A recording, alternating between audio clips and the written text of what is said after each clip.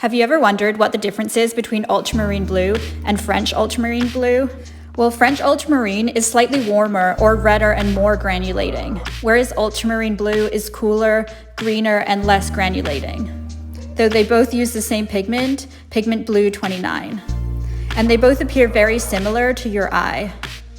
But it's important to understand the color bias and the undertones in your paint color to understand how it will mix with other colors.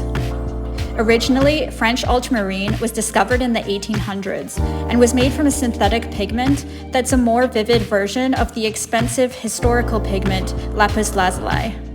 Lapis lazuli was used extensively by Vermeer in Girl with a Pearl Earring. Genuine lapis lazuli is still made, but it's no longer labeled as ultramarine. And it's actually quite a rare color as opposed to ultramarine blue, which is an incredibly popular color.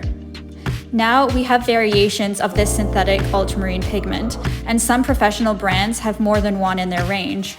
They can be differentiated as being either green shade or red shade to indicate the color bias, and this matters and you should pay attention to it when it comes to color mixing.